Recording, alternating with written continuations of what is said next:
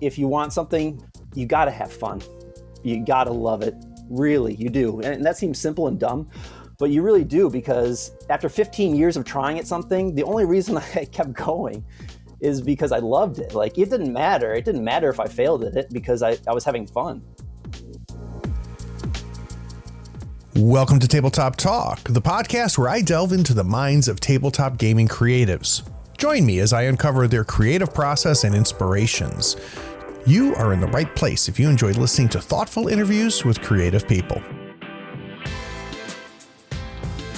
I'm Allison Arth, and when I'm not busy disagreeing with Craig Shipman about his feelings on Billy Joel's songwriting capabilities, I'm listening to Tabletop Talk.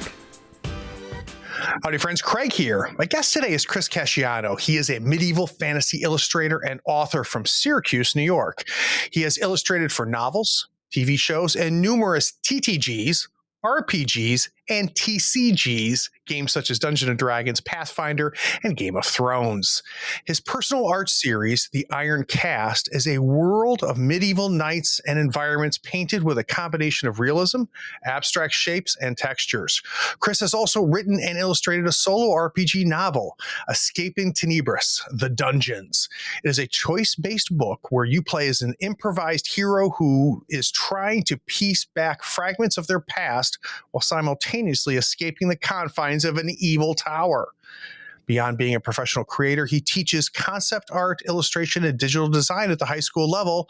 Although he wears many different hats, he always makes sure to enjoy the process. Chris, welcome to the third floor. Thanks for having me.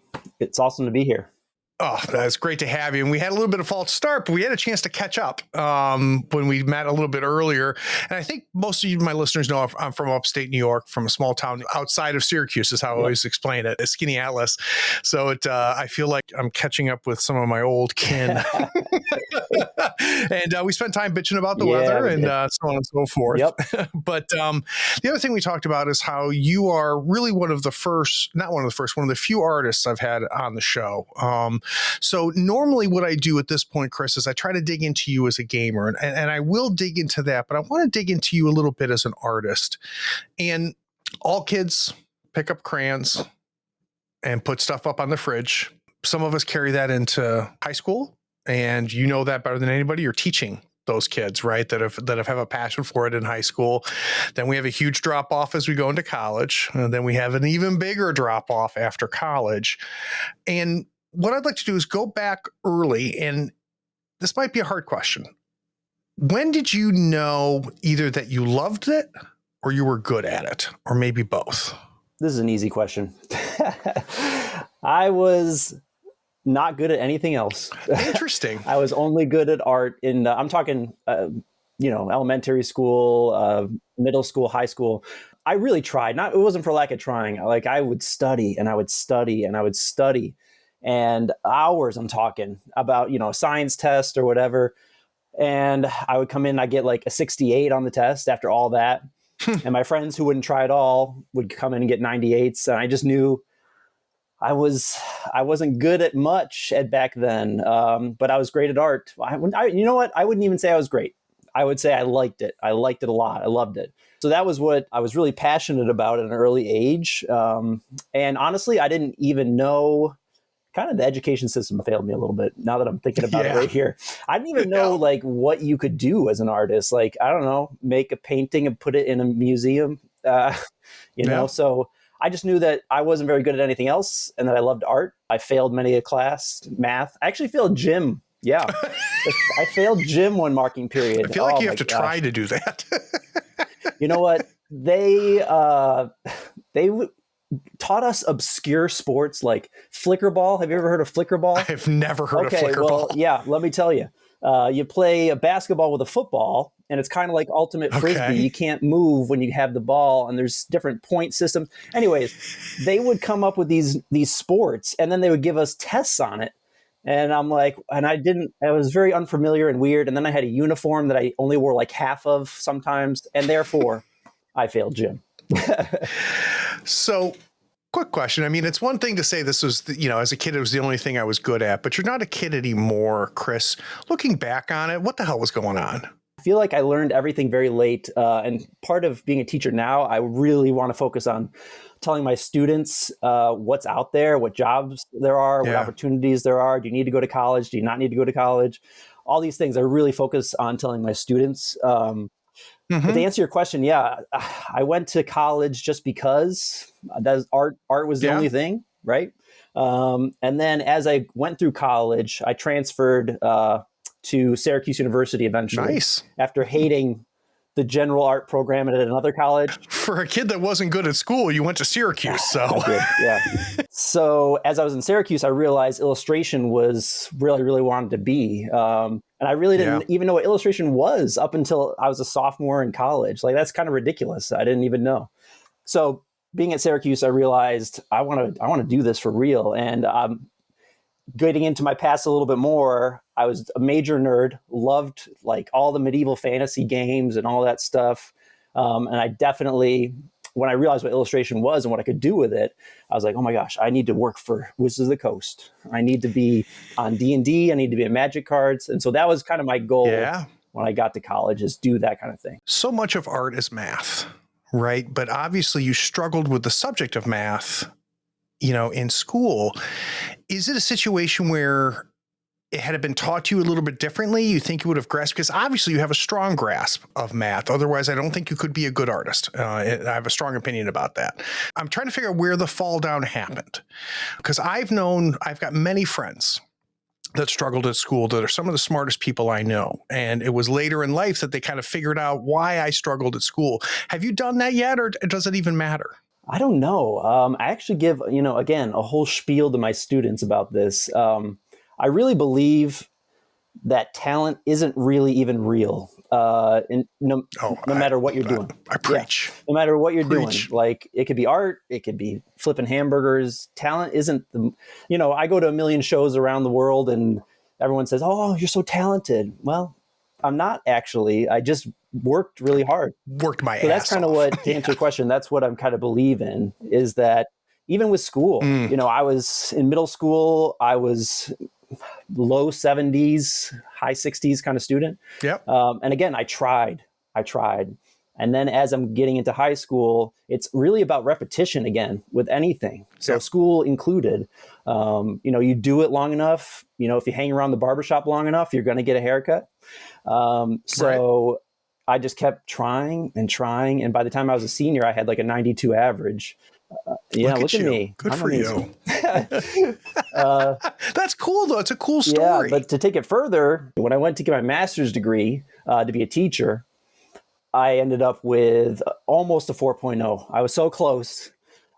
Isn't that something? Getting your master's degree, no offense to people who do that, that was awful. Like that was just miserable. Like reading and highlighting and annotated bibliographies and just observing things and quantitative research. Just like, I'm an artist. Like, I just want to make art. I want to teach people how to make art too. And to go through all that was really hard. But even though it was really hard, I almost got a 4.0, 3.93 to be exact. So, Chris, when did teaching become the target, and what drove you in that direction? So when I got out of college, obviously, like I said, I wanted to work for Wizards of the Coast. I put all my eggs in that basket, and I was trying really hard to work for Wizards of the Coast. And kind of like most artists do, they can't just go into art. You have to pay bills, right? So I became a personal trainer. I love sports, I love fitness, all that stuff. So I was a personal trainer for 7 years while simultaneously working on art at the same time. And I really love personal training. I didn't love it as much as art, but I love personal training from the guy who failed gym class, mind you. I was just thinking that. The guy who struggled at schools teaching, the guy who failed PE as a personal trainer. That's amazing. So I realized that I really love personal training because I was teaching, and I was training people who were really overweight, and all of a sudden they are running marathons in front of my eyes, and it was really cool.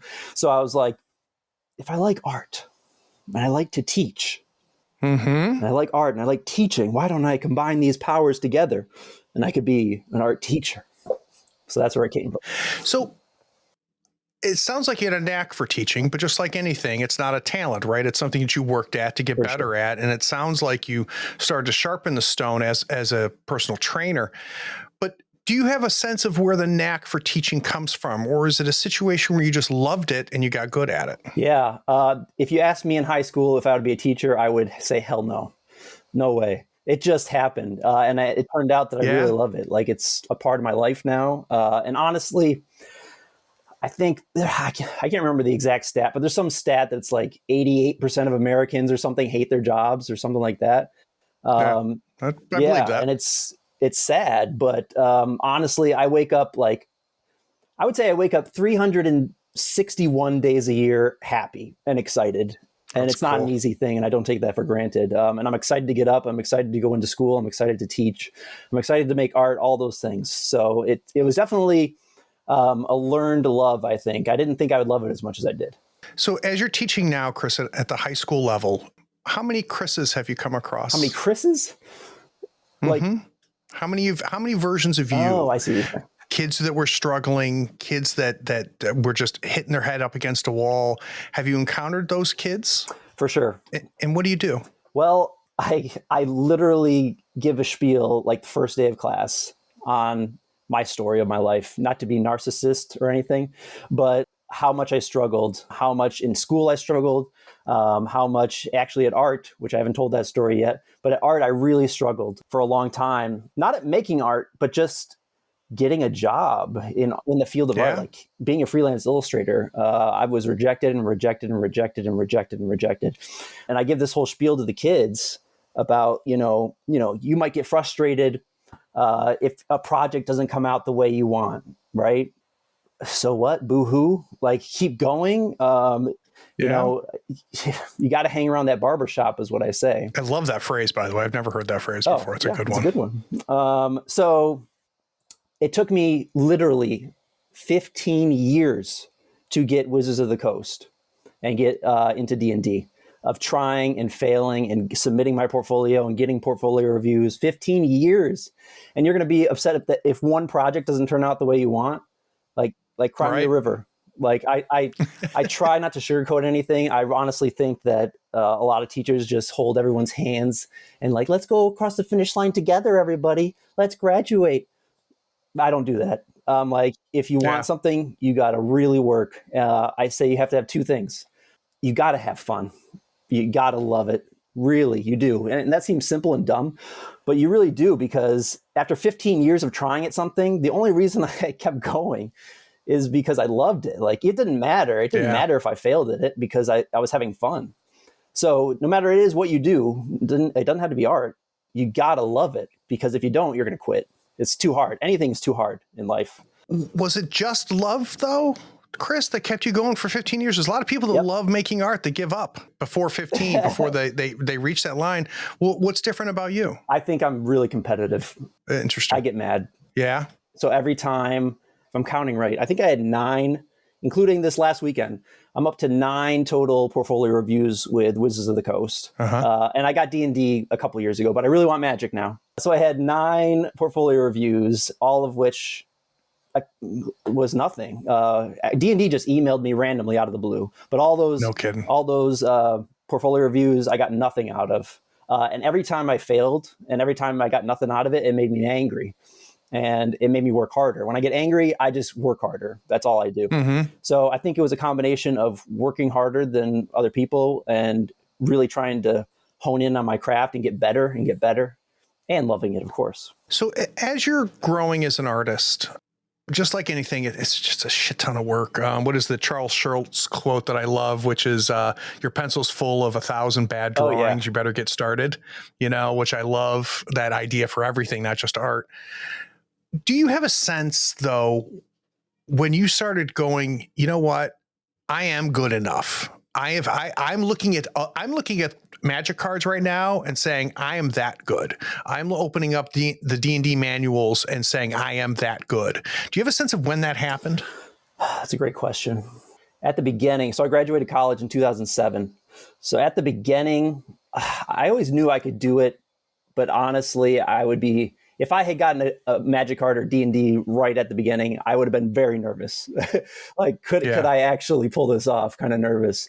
I would say maybe 5-6 years down the line, after working at it for that long, I was really confident that I could do it. And I'm really confident now.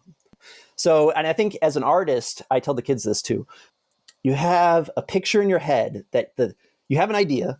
You get the picture in the head that this is what I want it to look like when I'm done with this painting. And then that never happens. Like you finish the painting and it's like, oh, this is not exactly what I wanted. And that happens as a young artist all the time and as a student. So that happened to me a lot. And then finally, I don't know, one day, I would say, like 5-6 years out of college. One day, every single time I have something in my head, the painting comes out exactly how I want it to be. That's cool. There's a lot of different concepts and techniques in art. And it's been my experience that we tend to naturally gravitate to some and just pick it up very quickly and then struggle with others. And then when it all kind of comes together, it comes together and the picture in your head, hits the canvas. What were concepts that you picked up quickly? And what were concepts or techniques that you struggled with and it took more time? I think I struggled with all of them. So I think when I was a student and when I was like fresh out of college, I think I did things the wrong way in terms of like figuring out how to do this. Like I would attach myself to a certain artist and be obsessed with them and be like, how does this person do this? And figure out what brushes they use, what paints they use, what their technique is, what their process is. And I would be like, I need to be like them, which is absolutely the wrong thing to do. Then after that phase wore off, I barnacled onto another artist and did the same thing. And that artist obviously worked differently from the first artist that I attached myself to. And I kept going down the line for a long time. I need to be like them. I need to be like them. Yeah.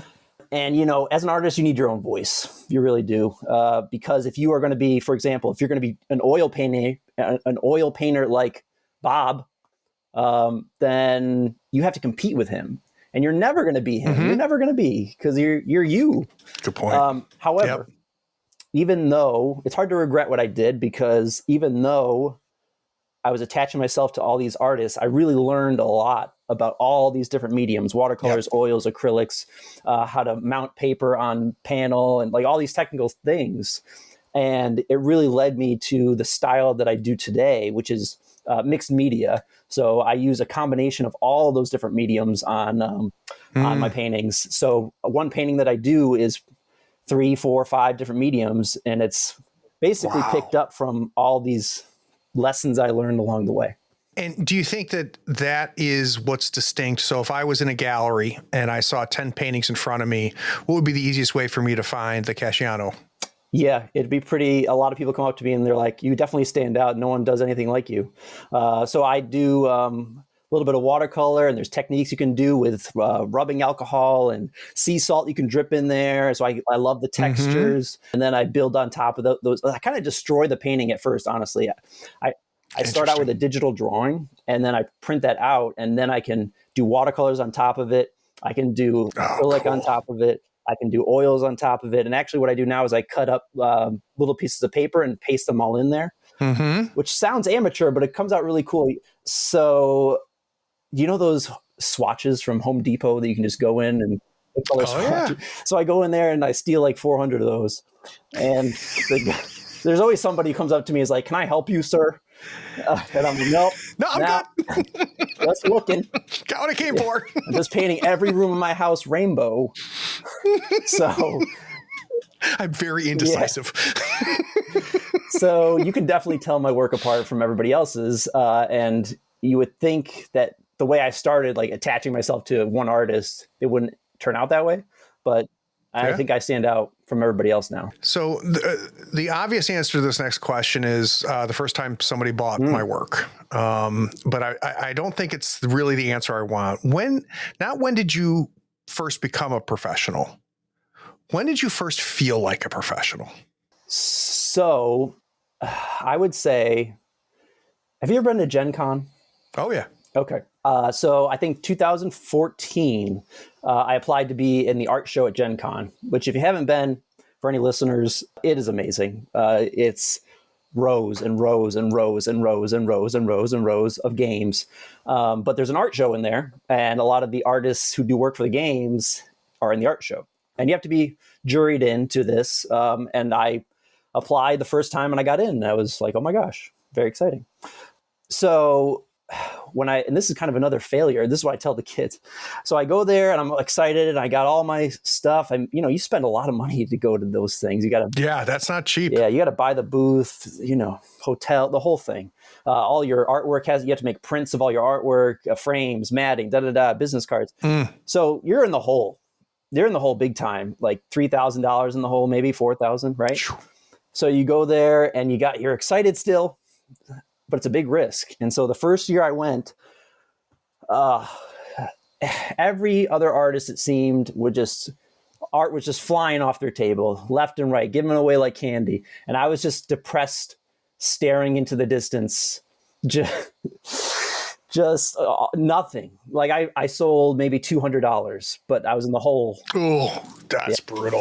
So it was terrible. So I thought I failed, but this is another situation where you learn from failure. And even though I thought I failed, I actually didn't, because when I got back from Gen Con, I had a slew of emails for all these companies that wanted me to do work for them.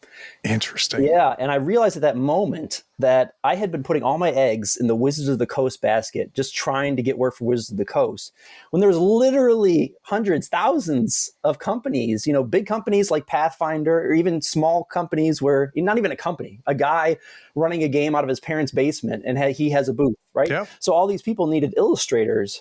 And I realized my eyes were closed for a very long time, and that really opened my eyes. So anyway, I get home and there's tons of emails for people who wanted me to do work for them. And I had to say no to people, which is shocking at that time. So finally, so I do all the works for all these different gaming companies. I'm on the cover of some of these board games. I'm in the cards within the game.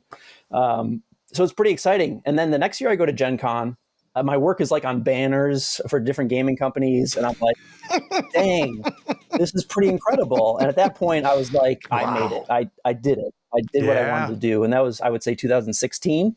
And I graduated in 2007. God, that's something. Now, you mentioned that, working digitally is part of your process now. And I mentioned before, I'm a person who loves art, but is not very good at it because I haven't put the time into it. Right. So this is not a woe is me. It's just I put my time in other things. Right. And if I focused on art, I think I'd be pretty good too. Just like anybody listening, like, right. People say, oh, I don't know how to draw. And that's because you don't draw. That's why you don't know how to draw. But I have struggled. I've got a nice XP pen tablet with the screen, the whole thing. I struggled digitally. Did you as well? Or did you pick it up pretty quick? I definitely struggled at first, like with everything else. Well, when they first came out, you had, I think you were talking to another artist about this thing. You had to draw down, like you couldn't look at your screen and draw. You had to draw on the side of your computer and look up instead of looking down at what you're drawing. Yep. So that was like the first like Wacom tablets. That's how it was. Yep. And that was tough. Like my whole life I'm drawing on paper and I'm looking, obviously you're looking at what you're doing, but now all of a sudden you're switching to digital and you're looking somewhere else than where you're drawing. So that was really tough. And for a long time, I could only paint digitally. I couldn't really draw. I looked awful. And then thank God, finally the screen version came out where I could actually look on the screen and draw. But yeah. If you had to choose to go all traditional or all digital, which one would you choose? Definitely traditional. Yeah. Because when I really like having a physical thing. When I'm done with the painting, there it is in my hands. No disrespect to digital people. I think I have a ton of digital artists who I love and do great stuff. Mm-hmm. But I personally love just having something. And then selfishly, monetarily, you can sell that thing as opposed to if you're a digital artist, you just sell prints, for 30, 40, $50 each. And then you just keep selling prints. So I love having a thing, but I do love digital art, which is kind of going back, like when I'm done with a painting, I've done that painting digitally at first, then printed it out, and then to watercolor, and then so it's all these different medias that I've been using. Well, it sounds like you end up with a nice relic of the process through that, right? That's pretty cool. All right, so now I want to go backwards in time again. I want to talk about your geek history. Oh, yeah. So things like board games, card games like Magic the Gathering, Dungeons and Dragons role-playing games. When did this first become a part of your life? Can you take me back there? I love it back there. I would say third, fourth grade. I started realizing how big of a nerd I was, and I would do Renaissance festivals all the time, go there. Nice. So that was really the start of it, going to Renaissance festivals every summer. But then around that time also, I started playing Hero Quest, which I think you've talked about on the show before. Oh, yeah. And that was like the first thing was Hero Quest. I freaking loved that game. I'd be up to 4 a.m, sleepovers with my friends, going through the quest book. And, it was easy for a kid to pick up like around that age because it wasn't overly complicated mechanics. Yep. There really wasn't much role playing in it, but you're going on a quest and you got little tiny people and you got little tiny furnitures and you got little tiny monsters and you march them around a little tiny dungeon. It was awesome. Yeah. It was like the best thing I've ever seen at that time. Yeah. So that was like the birth of it. And then shortly thereafter, started playing Dungeons and Dragons. So that's where it began. Now, as far as role playing specifically, a lot of us start with D&D. Some of us never leave D&D, and there is absolutely nothing wrong with that. Did you end up exploring outside of D&D and fall in love with any other games? Not until later. I played D&D all through high school, all through college, and then the same group of people that I played with in elementary school, I still play it with now. Wow. Yeah. And we're split up all over the place. So we play on Roll20. Now, we mainly play D&D, but we went into Pathfinder for a little bit. We're actually tonight, right now, after this, I'm going to play Call of Cthulhu. Very nice. My game master, he does a lot of research. So we're playing 1920s Syracuse theme where he's researched all the old maps from Syracuse and like all the old hotels. So we're going to play in a haunted hotel tonight. So anyways, Call of Cthulhu. And then actually this game that I just recently, we've tried this a couple times and I really love it. It's called Blades in the Dark. Oh yeah.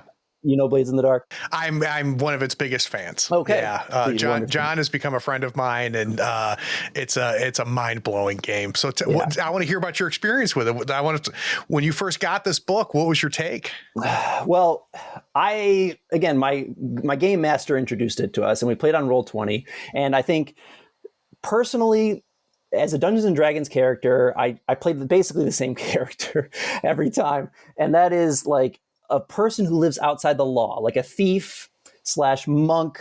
I'm a monk, but I use my monkness to be thiefy. Sure. So like everyone knows, all my friends who I play with know I'm going to steal candy from babies and I'm going to do dumb things. I'm going to end up in jail. Like that's what I do. Yeah. So then when I got introduced to Blades in the Dark, I'm like, everybody's that. This was meant for me. But I only played like 2 times and then went back to D&D. But I want to play more. Yeah. It now it's mechanically a huge departure. Was that exciting? Frustrating? It was very cool because I liked how you can go on your adventure or your heist or whatever you're doing, and then you could be in a situation and then you could be like, wait, I actually did bring handcuffs. And you can go back and be like, oh, here's why I brought some handcuffs. And that was pretty cool. It was kind of weird to wrap my head around at first, but I really like it. Yeah. So guys, the Insider Insight series allows me to sit with designers, developers, artists, writers, and creators and learn how they approach their work. I try to understand their process, inspiration, and the methods for crafting their creations. We are going to dive into game making. We're going to come back and talk about escaping Tiberius, the dungeons. We'll be right back.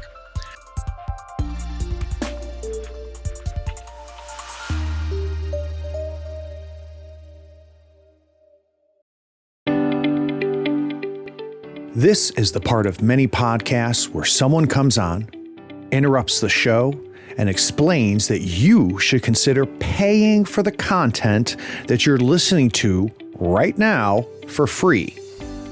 That pitchman explains by giving $1 or more a month, you not only support the show, but you allow the show to grow and improve.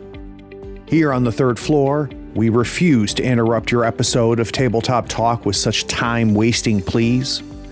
We pledge never to run a spot asking you to go to patreon.com and give $1 or more a month, because supporting content creators keeps the content coming, even if there is a link in the show's description. And there is. We don't ask you to click it and become a patron. We don't waste time rambling about the benefits like early access to episodes, getting episodes without ad breaks like this, or even getting a chance to play in one of Craig's RPG sessions. Anyway, enjoy this episode knowing Tabletop Talk, despite being supported by its patrons, won't engage in such blatant appeals for support.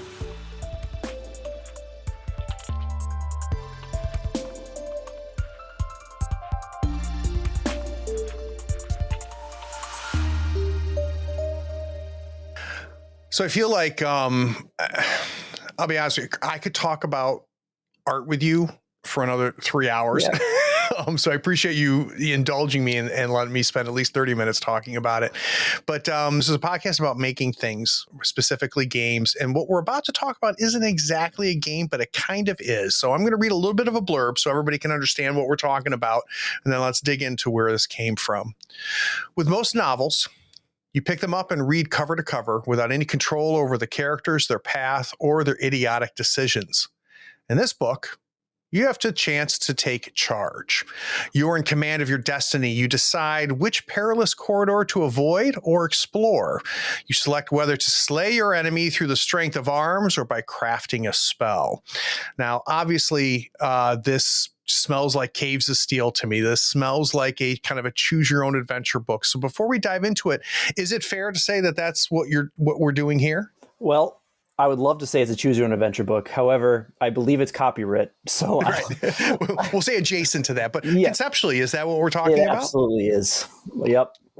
And is this a situation where you had a love for this? Like, let me put it this way, talking about museums.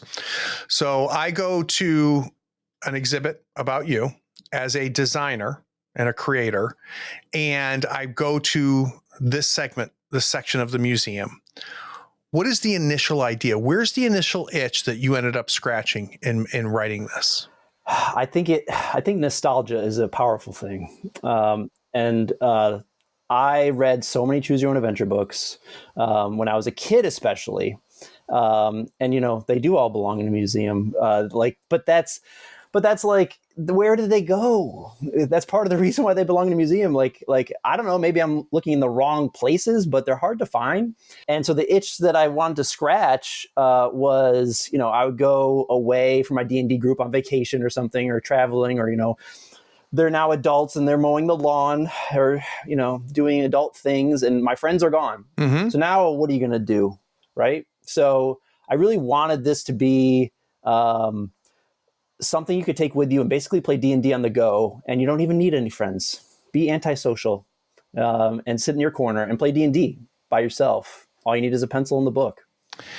Now, did you know you could do this, or did you go into it thinking it was going to be one thing to make this type of a book and it ended up being something completely different? Yeah. So let's if we talk back to Gen Con again. So I was just in the art show at Gen Con, but I love games. So it was kind of torturous to sit there in my art booth and stay there for like 4 days. And you see everybody all excited. They pour into that place. As an exhibitor, you're there first, and it's all quiet. And then all of a sudden, it turns 10 o'clock, and boom, somebody actually had sounded the horn of Gondor one time, and they march in there, right? So to sit behind my art booth, even though it was awesome that I was there selling art and sharing that, I wanted to not only play games, but be a part of it. And I was, because I was illustrating for some games, but I wanted my illustrations to be a part of something. So I wanted to make a game right from Gen Con, being inspired from all those games at Gen Con. And I wanted my art to be a part of it. So this book from start to finish took me around 8 years. But with an asterisk, 4 years, I tried to make it a game, and I tried to make it a board game. Interesting. So I was developing game mechanics and trying to like cut out pieces of cardboard and, little paper cards. And I was trying to make it work for 4 years. Mm-hmm. And it just wasn't working. How did you know that, though? When did you finally say, God damn it? Yeah. I think part of it, honestly, was like, I really wanted it to be complicated. I wanted it, so you're escaping this evil tower, and I wanted you to go floor by floor. And I wanted it to be, you are building literally the tower up. Interesting. As you're escaping. Yeah. There was this game that I played when I was like in first grade. It was called like Stretch Out Sam, or it's about it was about a waiter whose arm went up.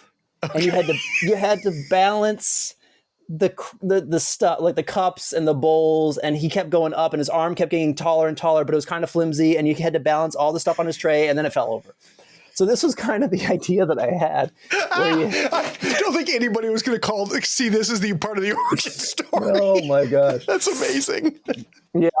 So I wanted the tower to build up, like right. Stretch Stadium, and you could go up the tower and keep conquering these levels, and finally you would escape the tower. And then at one point I was just like, you know what? Even if I do this, it's going to cost so much money. How am I going to do? Like, how am I going to make this? Yeah. So that's when I was like, you know what? Where are these choose your own adventure books? Like I go on vacation. I want to play. I don't want to just read a book on a beach. I want to play. So that gave me the idea. I need to turn this into a choose your own adventure book. I love them. They're not here anymore. I don't know what happened. And I think it really worked out well. So big decision at that point. Now, let me put it this way. If I broke into your house and found the last working version of the original Tower game before it was made, before you burned it all down and said, I'm going to write a book instead, and I compare that to the book, what came with it, right? So after you burned it all down, what survived and ended up being in the book? I think the general premise of you awake in the dark tower, you don't know how you got there, you lost your memory, and you have to piece back together fragments of who you once were. And instead of getting like experience points, which D&D would do, you get memory points instead. Nice. And as you get memory points, you get cool abilities. When you get to like 1,000 memory points, you get something cool, and you realize, oh, I was a paladin, and you get a paladin ability. You get to whatever more. Oh, I was a rogue. I could do this well, and I get this ability. So that's where I think that's what transferred over. You wake up in the morning, you make coffee. It's not going to be a game. It's going to be a book. How do you start? Oh, how do I start? I just started writing. Ironically, on vacation. I was like, let's just see. I always like to write creatively. Not like, I don't like to write papers or any of that. I love to write creatively. I just started writing, and I'll be like, this is so cool because now I can illustrate all these monsters that we're going to come across. And again, my art was going to be a part of something. So I just started writing, and man, it was tough. I give the analogy of, if anyone is a parent, like everyone says, hey, being a parent is hard. And you're like, yeah, I know. I know. And then you are a parent all of a sudden, and you knew he was going to be hard. But it was hard, right? Yeah, you had no idea. No, it's so true. So you're never really ready for it. So this is kind of the same thing. Like, I knew it was going to be an undertaking, but it was fine. And it was an undertaking. So I had to, you're not just writing and keep going. You have to stop and be like, okay, they are going to now cross a river. Are they going to take the rickety raft? Are they going to take the rickety bridge? Or are they going to swim through alligator infested waters? Then you have to write going in that direction, then keep writing and keep writing, but then go back. Yep. Go back to the starting point and be like, okay, now they're going to swim across, and then you have to keep writing and writing. And you have to play out every single scenario, obviously. And I have 3 giant pieces of like newsprint that I have flowcharts. Wow. It's like ancient. At this point, they're so crumbled and like falling apart from me, like folding them and writing and erasing. They look like, ancient hieroglyphics right now, but that's how it all started. So, Chris, as you're going through this, I like the mechanic. Obviously, I know what it's like to read and play these types of books, but I really don't have a concept of the mechanics of creating it. So, can you give me a little bit of idea? Like, at every decision point, are we then doubling the work and tripling the work with each of those decisions, or have you figured out a way to tie things back? So, if I chose A versus B on page 10, by the time I get to page 130, I might be in the same place if I had gone B, B, B, C, D instead of A, A, D, D. Do you understand what I'm saying? I do understand what you're saying. So I put in saving points like a video game. Oh, interesting. So some of the other choose your own adventures that I read, you die all the time, right? So, and then at that point you're like, now what? Like, do I go back and cheat or start over? Like, you don't know what to do. Yeah. So to answer your question, yeah, you're going route A or B or C, and then you branch off. However, no matter where you branch off, you're eventually going to come back to a saving point, and you write that saving point down on your hero sheet, and then you go again. You branch off, and if you die, you go back to the saving point. And now you can make maybe some different decisions, pick up different items, or do something different, or maybe do the same thing. Yeah, yeah. This sounds, it's definitely more game than those old choose your own adventures. I was getting the impression this is strictly just a choose your own adventure book, but it sounds more like just a solo RPG of sorts. It is a solo RPG, absolutely. Yep.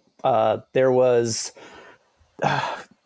a when I read Choose Your Own Adventures, I was kind of dissatisfied with all of them. However, I loved all of them, but I was always like, this should be done better. So going way back, Goosebumps, if you remember Goosebumps. They had a series. They had a lot of Choose Your Own Adventures. And the first one that I read, this was like in 4th grade. The first one I read was like a haunted carnival of sorts. And I remember just falling in love because, again, like I struggled with reading or everything. But the idea of playing the book or choosing the book instead of just reading it was really awesome to me. But anyway, in books like that, you're just choosing, right? You're just going left or right, this or that. There's no mechanic really. You're just choosing. And then on the opposite end of the spectrum, I've read books that are like way involved. Like you have to be like a serious gamer and you're flipping all over the place. You got stats and things in the back of the book, in the front of the book, in the middle of the book, there's a map and you got to remember your this and that and your ability and And I was like, that's way too much for me. And then Goosebumps is way too little, So I wanted a happy marriage there where you're playing a game and I wanted a nice balance of monsters you fight, puzzles you solve, or, dodging traps. I really wanted a nice balance, and that's what I really focused on. And I wanted somebody who's not necessarily, obviously the gamer is like my audience, right? But I also want like people who have never played D&D before to pick it up. Some of my students who've never played before and understand the rules, kind of like HeroQuest. Yep. Back in the day when I picked it up, you could it's really easy to understand and just pick up and take with you and learn on the fly. You talk about finding this sweet spot, this balance, right, between Goosebumps and a super involved, solo RPG where you've got character sheets and, tables and maps and stuff like that. Can you think of a time where you feel like you strayed too far in one direction and caught yourself or too far in another direction and caught yourself? Or were you always able to operate in that sweet spot? You just had an instinct for knowing where you wanted to fall between those two? I think I really paid attention to it the whole time, honestly. Okay. Because like I said, I was kind of dissatisfied with all the other ones. And that was like my main goal. Like with some of the other ones, I was like, I got to fight a monster again. And it was kind of a lot of work to fight a monster. And that's all we did was fight monsters. And then you have to flip and flip and flip. So I'm like, I definitely don't want that. But like the D&D side of me is like, yes, let's fight things. So I really made sure that, I'll tell you, there's 17 monsters in the book, but you don't necessarily run into all of them as you play. Right. And you can play again and encounter different monsters, different situations, obviously. But yeah, I would say it was in the back of my head the entire time as I was planning this to make a good balance. Was this like what we were talking about with art, where you had You had the book written in your mind, and now you just had to write it. You're nodding. How close did it end up? We talk about how, it took a long time before you could get the picture in your head to hit the canvas correctly. How close were you on this? It's pretty spot on. Yeah. There's a lot of pressure because this is like the first thing I've done like this. I've always been an artist, but I haven't necessarily been a creator or a game designer. Right. So there's a lot of pressure. And I'm like, am I blowing this out of proportion? Is this as cool as I think it is? And, I'm trying to get people to support me on Kickstarter. And like, I always second guess myself. But then every time I pick it up, and I played it millions of times and proofread it and made sure everything was good millions of times. Every time I do that, I'm like, yes, this is exactly what I wanted. And it came out exactly what I thought it would. And what I would imagine, just like anything, you start work on it, there's some fits and starts, you go down directions, you burn that path, come back. And, I would imagine there was drafts that got thrown away as you were going through this. Can you give me a sense of when you knew, okay, this is the version I'm going to finish? I'm now cooking with gas. Do you remember when you finally knew, okay, no more fits and starts, no more redos. This is it. And I just need to finish it. Honestly, I thought it was done so many times. I bet. I was like, okay. What told you? Well, let's stop for a second because this is important. How did you know it wasn't? So you got in your head like, I'm done. How did you know you weren't? Because there would be a lot of just grammatical errors. I'd be like, all right, I've edited this. And then I'd go to play it. I'm like, oh, nope. That's one. Two, I did a lot of play testing with students that I have in high school, and I did it with my D&D group as well. Yeah. And there was a lot of great suggestions, and I thought I was done. But then I was like, you know what? That suggestion there, that'd be really hard because the book is done. That'd be really hard to implement and do that. But that's such a good idea. I should definitely do that. And then I would do it. And it took a lot of time. What do you think of all of those problems that were identified and suggestions that were made? Is there one that you think was the biggest deal? There was two of them. So okay, one was, it's kind of like Pokemon, where you could get burned, or your enemy could get burned, or your enemy could get poisoned, and all that stuff. So there's weapons you can accrue, and they might have a special ability attached to them. And when you get this weapon, it'll tell you what the weapon does. But if you poison a monster, you just kind of had to remember that you poisoned them. And for example, they would lose like 2 health at the conclusion of every combat round. They would lose 2 health. And then one of the suggestions was you should have a stat tracker like right there on the monster page, because so every time you fight a monster, there's the illustration of the monster right on the page. There's their health tracker right on the page. There's your health tracker right on the page, and all their stats. So the monster's speed, their attack, their defense, their magic, their health. So he was like, what are you supposed to do? Just remember that they're poisoned? And I was like, well, yeah. He's like, you should have a stat tracker. So now I went back in and implemented the stat tracker on that same page with the monster illustration. So, you can get burned. You could actually take flight. Things could happen to you. Things could happen to the monster. So that was one thing that I went back and did. The other thing was a chart where it would tell you how to play combat, like a flow chart. Okay, you start combat. Combat starts, and it's literally a chart. Do you cast a spell, or do you attack with weapons? Those are your 2 choices. Then if you cast a spell, okay, then what's next? And then the chart goes on, all the way to the end of the combat round. Then the next combat round starts. So that flow chart I put in the back of the book, so you wouldn't have to refer to the directions so much. And that was the other thing that I really wanted to do. Like I said, some of the more complicated ones that I played, you're flipping and you're like, wait, how does that work? How does this mechanic work? And what does this ability do? I really, really, really wanted to limit flipping all over the place. So I really wanted the information that you need to be on the page that you're currently on. So there's a world, Chris, where you and I are meeting up at Gen Con, playing a bunch of games, looking at a bunch of art together, and some rando comes up to us and goes, "Are you the guy that wrote Escaping Tynebris?" And yeah, I am. What's the next thing that they could say to you? that would tell you, shit, Craig, I did it. I made the game. I made the big game, the book, and everything I thought it was going to be. What someone who has read and played this, what is feedback that would validate everything that you've done? This is the best solo RPG I've ever played. No, that's a big deal. Listen, it's unrealistic in a lot of life that I want to be the best at everything. Like if I play basketball, I want to be the best. Well, you're competitive. Yeah. We've established that. If I'm a teacher, I want to be the best teacher in the building. Yeah. And that's, like I said, it's probably stupid for me to think that way because it's probably not possible to be the best. There's always somebody better than you, but that's kind of Sure. what pushes you to be the best. So naturally, I'm going to think this is the best solo RPG book that there is. I guess we'll say literary solo adventure. Because, solo RPGs exist where there's tabletop games involved, right? And there's pieces and all that. Yep. And mine doesn't really have that. But I would say the best solo literary RPG ever. That's what I want. So as you're creating this, I would imagine you're doing some research, right? We had a huge surge in solo RPG as an industry during COVID. It always kind of existed, but it exploded during COVID. Are there any solo RPGs out there that you would mark as an influence on what you've done? Only the Choose Your Own Adventures, really. Really? Because, that's cool. Like I said, I just wanted mine to be better than what they were and not to take away from them. I really love them.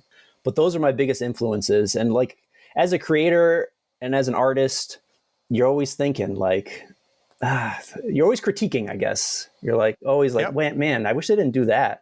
I wish they did this instead.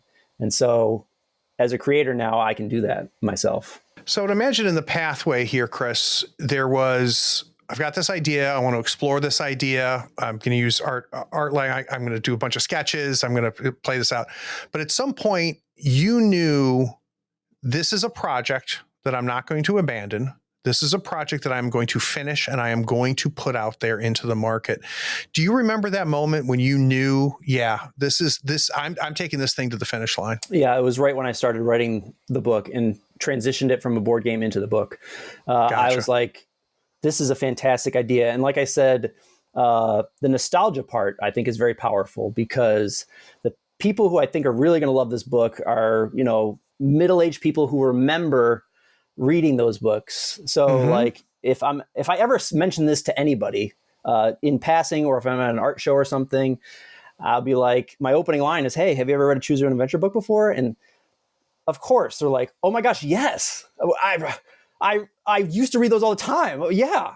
And I'm like, well, this is what this is. Oh my gosh, I haven't read this. I've read some of these in so long.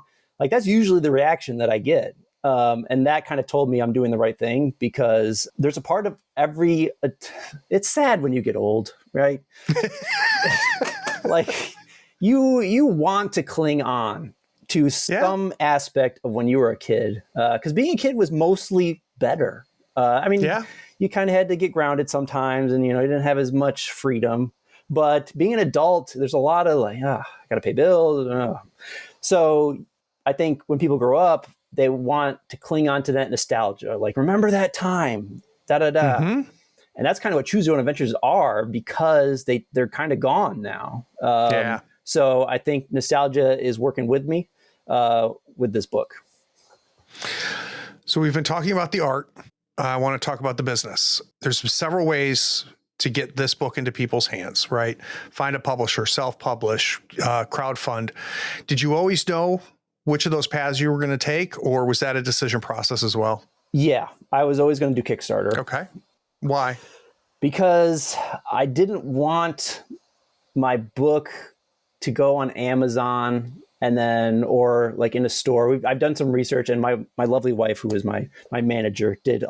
I'm usually just the creator. Like she cooks dinner, I just eat it. Okay. Yeah. So through all that research, we're like, if we put it on Amazon or even in Barnes and Noble or any of those things, man, they take a huge chunk. Yep. And this is kind of my baby. Like, I don't want to put my baby out there yet. I want to be in control. I want to be in control of it. So that's why I put it on Kickstarter. So that's a big decision. Now, had you done any crowdfunding before, or is this your first crowdfunding? Yeah, I've done crowdfunding before on Kickstarter, but only with art. So I've done a print Kickstarter for my series, The Iron Cast. And I have a couple of runs of prints on Kickstarter. So it seemed to work out. What did you learn that paid off now? So what were things that you didn't know when you were doing the art Kickstarters that you learned because you did those that you're now applying here? I think not just with Kickstarter, but with social media or crowdfunding in general, there's people who are following you because you're you, not necessarily even what you make. So I knew that with certain people and certain followings that I had on Facebook, like over the years, and certain followers I had on Instagram over the years, I knew it didn't matter what I made. Interesting. So because they want to support me. So that was one of the big reasons that I knew if I put it on Kickstarter, they would just support me because I'm me. Yeah. That's one. And then there's people who support me for what I do as well. So like if I never made another work of art ever again and I changed to being a writer, some people would drop off, but a lot of people would stay because they just want to support me, who I am.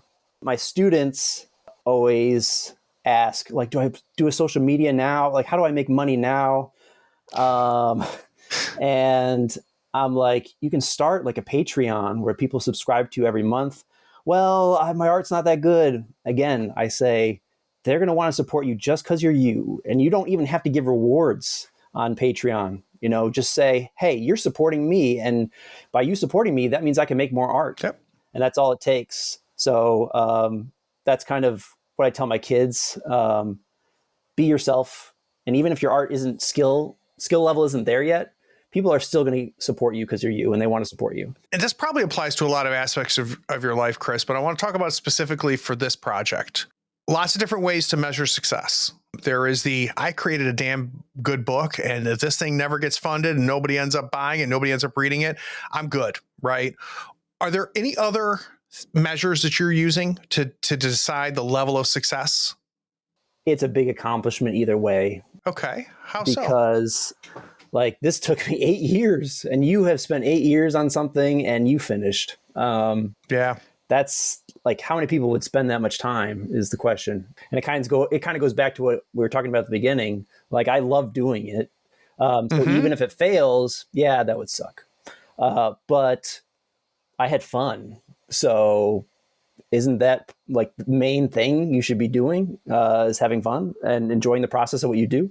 And it goes back to like, waking up happy every day. Like this is part of it. So because I did this, I wake up happy every day. Now, on the other hand, I'm very competitive. So if my goal is, $5,000 on Kickstarter, I don't want that to be the end of it, keep it rolling. So the competitive part of me is like, no, I'm not going to settle for like, oh, I did it. I just did it. Let's get a trophy. Like Little League Baseball. Everyone gets a trophy. You did it. No, I gotta push myself, and I kind of have high standards for myself in everything that I do. So I've talked to a lot of creators, and I'm fascinated because there is a surprising number of creators that I talk to that are part-time. They have a full-time job. That's what pays the bills, right? And they say to themselves, I don't want to do this full-time. I like my balance here. I like the fact that I've got work and I've got this hobby that is also allowing me to scratch itches. I talk to other creators who are like, I dream of never having a full-time job, of being able to support myself with my art. Where do you fall on that? That has been running through my brain for a very long time. Yeah. Part of me, man, I love teaching. Right. And I really love art and I love creating, but I like creating more, like creating art is a 10 out of 10, or creating anything, writing this book, 10 out of 10. Teaching is like a 9.7 on my happiness scale. So to stop teaching, I feel like part of me would be missing. However, to do the things that I want to do, like take this book to many shows around the world and promote it, and with my art, and even time to paint or do whatever. Yeah. Like I wake up at 5 a.m. every morning. I go to the gym. I go to school. I go to work. I'm after school. The only time I have to paint is right after school or create anything. So I'm talking an hour and a half a day, and then I go home. My children, bath time, story time. Someone loses a stuffed animal, I got to find it. There's always an issue, so the time that I have to create is really what annoys me. Yeah. And it really, as I'm teaching and as I'm going through my day, I'm like, oh, I really want to paint. I really want to write, that's what really makes this question go through my head. Yeah. And I have been just tugging back and forth on it. The other thing that, besides the fact that I really love it, is, man, they have good benefits. Like, well, that's the big piece of it, man. The way that our society is structured, it's hard. Yeah. It's hard to make that jump. So let's just say I make $300,000 a year doing creative stuff. Yep. One thing goes wrong, I break my leg. I am in the hole now. I just broke my wrist. Actually, I broke my wrist a couple months ago, and it was like $12,000. Oh. Yeah, I paid like $60. Yeah. So if that happens, and I'm, all my dreams come true. I'm a creator. I'm on the road. Everyone loves my book. Everyone loves my art. And then, one thing happens, you got to go to the hospital for 5 days, man. Yep. Crippling. Well, and there's the freedom that comes with being, a full-time creator, a ton of freedom. You technically don't have a boss, though the reality is that everybody who's a creator and who's self-employed has a boss. It's just not the normal structure that we imagine. But with that comes a lot of risk too, right? And it's not only a matter of breaking your wrist, it's a matter of people not digging your shit anymore. Whether it's because you've gone in a direction that people didn't follow you on, or you've kept doing what people loved and the market itself moves. I am somebody who is very creative, but I've figured out very early on that my creativity is something that I did not want to ever be full time. And part of that is I think I would lose my love of it if it became my job. But I also have a low risk tolerance too. I like knowing every 2 weeks that there's going to be a refresh of my bank account. Yep. and then the benefits and stuff like that. So that's what makes it so interesting to me, where you end up finding that balance. Yeah. And it's kind of a blessing and a curse because, like you said, like I don't have to worry about feeding my family, based on if somebody likes my stuff or not. I can, even though I have minimal time to work on creativity, I know that you're, like you said, every 2 weeks I'm getting a paycheck. So, and a lot of my friends who are just artists or just creators, they have to go to conventions to make money, to feed their family. Right. Mm-hmm. And then sometimes, they don't get in and they're banking on getting into the convention to make like 10 grand. But when stuff like that happens, you're like, dang, and you really got to be hustling all the time, promoting yourself all the time. Yeah. It's a lot of pressure. Yeah. So yeah, it's a blessing and a curse. Like, yep. I'm happy to have a stable job, but I don't have time to work as much as I want. Yeah. Or there's the other end of the spectrum there. God damn it, adulting sucks. Yeah, that's what I'm telling you. That's where we are. Yeah. So guys, we're going to take one more break. When we get back from this break, I am going to pick his brain. I'm going to stop talking to him about what he makes and what he creates. I want to find out what Chris has been grooving on. We'll be right back.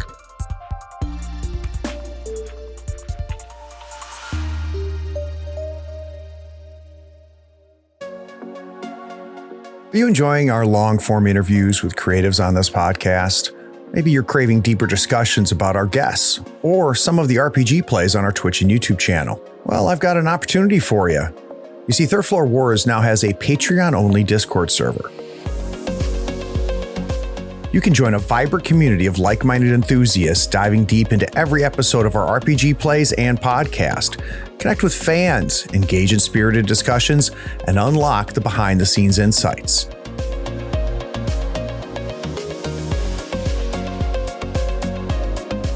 For just $1 a month, access a world of tabletop gaming goodness. Connect with passionate gamers who share your love for the Tabletop Podcast and everything produced on the Third Floor.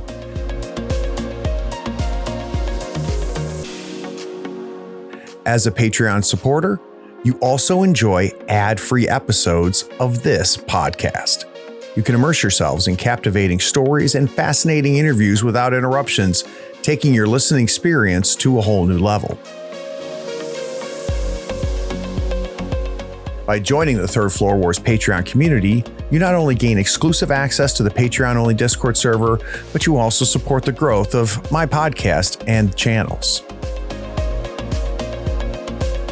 Your contributions enable me to continue creating high-quality content that entertains, educates, and upskills tabletop enthusiasts like yourself. Maybe don't wait. Join the Third Floor Wars Patreon today and unlock a world of camaraderie, discussions, and knowledge. Visit patreon.com/Third Floor Wars or check the link in the show notes and come join our community. The Third Floor Wars Patreon-only Discord server awaits you. I and the other patrons can't wait to welcome you with open arms and a fistful of dice.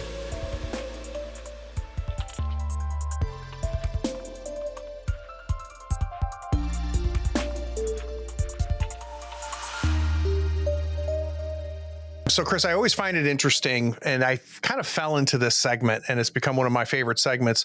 I find it interesting to figure out when people are creatives, when they are makers, they also consume. And I find it interesting to know what art is being made now that's grabbing you the way you hope your art is grabbing other people. So is there any books, movies, games, prestige TV, anything recently that has just taken over your brain? So I love to, when I come home from work and I've put the kids to bed, me and my wife like to just collapse and just watch something. And what really grabbed me, and I've watched this like 3 times, and my students suggested it to me actually, is the show Arcane on Netflix. If you ever watched it, or if you haven't watched it, my goodness. What is it? It's beautifully animated. I think it took them like 7 years to make this series. It's only 1 season. Second season's coming out in November. It's like cyberpunk. There's like 2 worlds basically. There's the above ground world where everybody's rich and shiny, and then there's a below ground world where everyone is like thieves and bandits and all that stuff. But there's more to it. I don't want to give it all away. But just it's animated in like a combination of 2-dimensional and 3-dimensional art. And I watched it 3 times because honestly, the first time I watched it, I was distracted by like the beauty of everything. Like I wasn't even paying attention to the storyline. Sure. And I was like, wait, what's happening again? Because I got distracted by like how the light was hitting that building in the background. So is it hard for you to turn that off in your brain, Chris? Is it hard for you to stop being an artist when you're watching something like that? It is. But I think that's a good thing. Yeah. Because, even watching something like that, I'm like, I pause it and I'm like, this composition right here, how they, put this image together. I would love to do something like this in like the next, thing that I do. Like, sure. So I definitely love consuming stuff like that. Yeah. I'm always looking at things in a creative lens all the time. So when you go back for the second watch and the third watch, what was it about the tale being told that really got its hooks into you?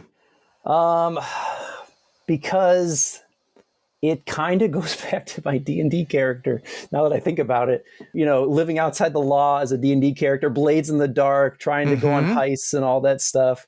So there's like the underground world, like I said, and they're trying to get by when everybody above is all shiny and new. And there's, armed guards who are trying to squash all the thievery. And, there's magic, there's all these creepy character, and the character development is incredible. I could go on, but yeah, I think it really comes down to, I love stories that aren't about the good guy all the time. So to wrap up, you are part of the art world, specifically the gaming art world. We could talk a long time about some of the greats that are out there, even contemporaries of yours that are just putting out amazing things. But I bet there's a lot of really good artists out there that my listeners have never really gotten onto their radar yet. Can you give us a couple names of people that we should go check out, people that you think it's criminal that they don't have more work out there, that they're not more successful than they are? Criminal. Well, there's so many of them. Give us 2 or 3, just ones that you just look at them and go, God, you are so good. I can't believe not everybody is knocking on your door. Usually everybody is knocking on their door. So you're talking about underrated artists. Yeah. I would say Andrew Thompson. Andrew Thompson, he makes this beautiful, he's a digital artist, but he has giant blocks of color and line work. I can't even describe it. Yeah. I know that everyone's listening and not looking, but I have a print of his right now. How would you even describe this? Oh, that's beautiful. Very geometric. Yes. Tons of an unbelievable sense of composition and movement. Yeah. I mean, that's really, really cool. Yeah. But yeah, it is, it's solid, and I'm going to link. I'm going to get a link to this so people can check it out. Yeah. So they're not just hearing you and I talk about it. But I think what grabs me immediately is bold shape choices, bold color, simple color choices, but the movement that he evokes in that picture is unbelievable, and that's not easy to do. It's unbelievable. Yeah, and there's a certain abstract aspect to that too. That's cool. That's cool. Right? Yeah, and I would say, I don't think he's under the radar, but I think he's one of the people that I really looked up to early on, like one of those artists that I barnacled onto. Sure. His name is Jesper Icing. His last name is EJ Sing. EJ Sing, but it's pronounced like icing on a cake. Okay. He's a Magic the Gathering artist. I mean, his paintings look like Skittles, like super colorful. His compositions are great. The way the visual movement he has. He's on, I don't even know how many Magic cards and D&D books. So you might have heard of him, but I have to just mention him because he's awesome. Jesper Icing. Oh, very, very cool. Yep. Well, my friend, there's a lot of things to do on a Tuesday night, like getting ready to play D&D, right. Or finding that one grammatical error in that book before it ends up closing out. But you chose to spend it with me, and I very much appreciate it. Thanks for having me on. This was awesome. Great talking to you. And real quick, everybody knows everything that we've talked about, especially the book, is going to be linked below. And if you're listening to it now, we're still in the process of crowdfunding. We're going to have this out before we close that out. But for someone who is late to the game, who's catching up on old episodes and it closes out, what's the game plan? Is this it? This is my only chance to get the book, or is there a plan to make the book available after the crowdfunding? Oh, yeah. It's going to be available afterwards. So after the Kickstarter is over, obviously I have to print the book. And then I'll have it available on my website. And also every show I go to, I'm going to Gen Con. I'll take it to Gen Con and any other show that I go to. Beautiful. And all those links are below. Really appreciate it, my friend. Yes. Great to have, thank you for having me. I've been doing so well to this point. I let it. That's great. Yeah. Hey, for those of you listening, guess what? It's the end. You made it. And I appreciate you doing that. Take care.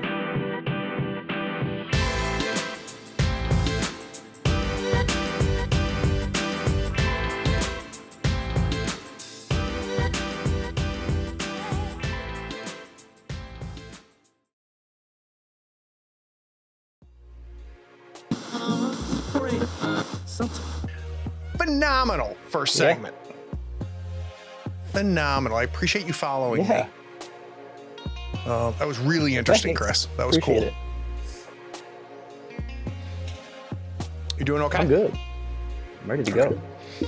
Are you doing okay? Couldn't be freaking better. All right, I'll bring us back.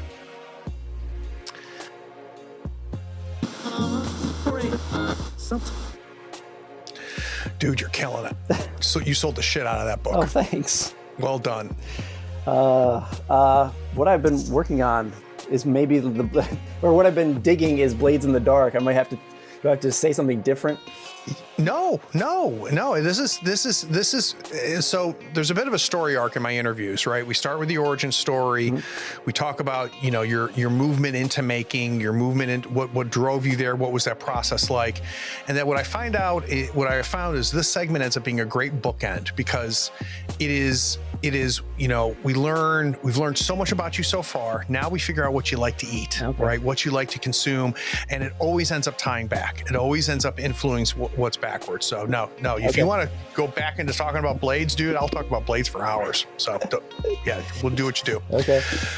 All right, I'll bring us back. To answer your next question, I had an answer in my head, but I already forgot the question.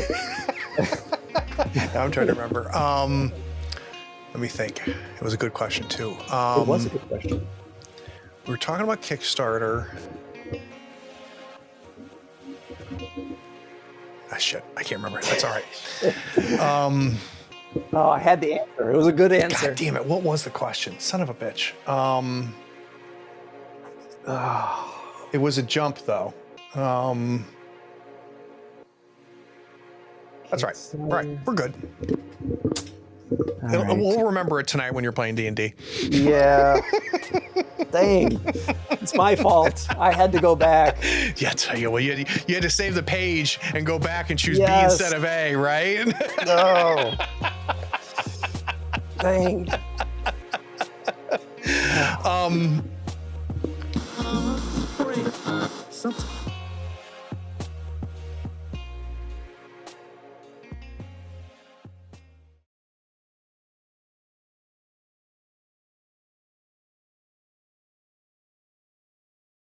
Hey, are you still here? Look, the podcast is over. And you sat through all of the breaks and bloopers? Well, I mean, if you're here, might as well run over to patreon.com and become a supporter.